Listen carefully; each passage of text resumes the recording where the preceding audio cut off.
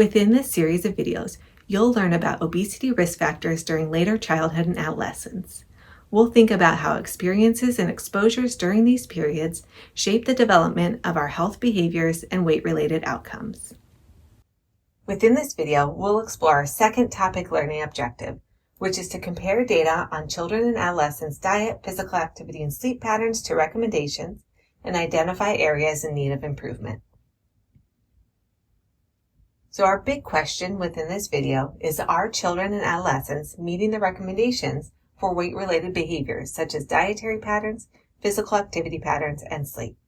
Let's look at some data to answer this question. With respect to dietary patterns, we will look at a series of figures that compare Americans' diets to the recommended intake ranges. On the x-axis, we have the age group ranging from 1 to 3 years through older adulthood. Here we will focus on data for 4 to 18-year-olds. On the y-axis, we have the cup equivalents that are either recommended, represented by blue bars, or actually consumed, represented by the yellow dots. We have separate figures for boys versus girls. With respect to fruit intake, we see that 4 to 8-year-olds do okay in meeting recommendations, but 9 to 13 and 14 to 18-year-olds fruit intakes are far below recommendations. With respect to vegetable intakes, we see that all age groups are failing to meet recommendations and are consuming far fewer vegetables than they need to be healthy. In fact, more than 90% of youth aged 4 to 18 years are below the minimum recommended intake for total vegetables.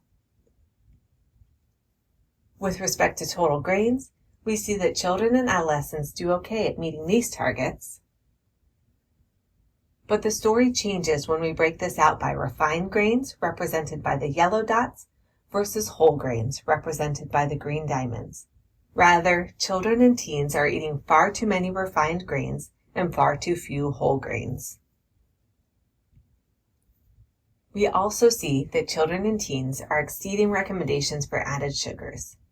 And, as shown by the pie chart on the right-hand side, most of their added sugars are coming from sugar-sweetened beverages. Finally, children and teens are exceeding recommendations for saturated fats.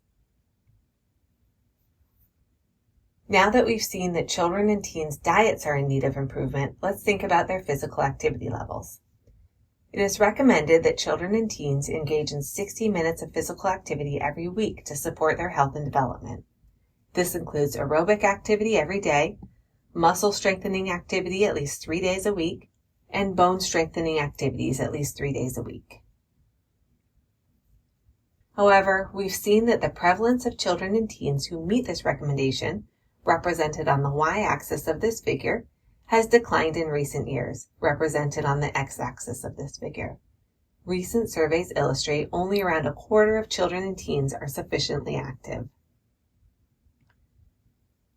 We also see that physical activity levels decline with age.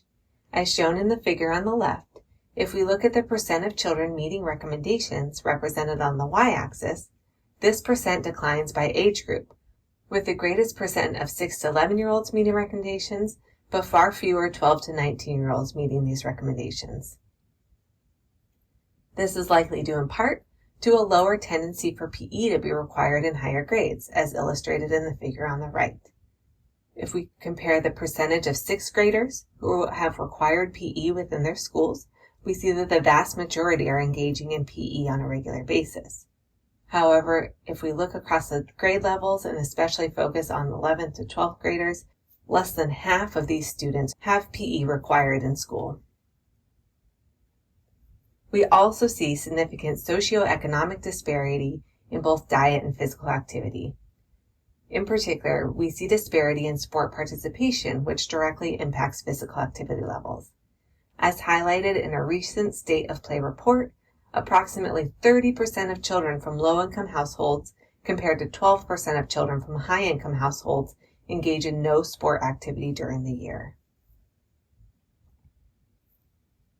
We also see that school-age children and teens are not sleeping enough, averaging between 7 to 8 hours per night, when it is recommended that they achieve 8 to 11 hours of sleep per night. So let's pause here to review some key takeaways. Within this video, we compared data on children and adolescents' diet, physical activity, and sleep patterns to recommendations to identify areas in need of improvement. We saw that children and teens are not meeting recommendations for dietary patterns, physical activity levels, and sleep. In particular, they are eating far too few fruits, vegetables, and whole grains, and too many refined grains, as well as too much sugar and saturated fat. Older children and adolescents are not sufficiently active, and they don't sleep enough, and these trends worsen as children get older and move into their teenage years.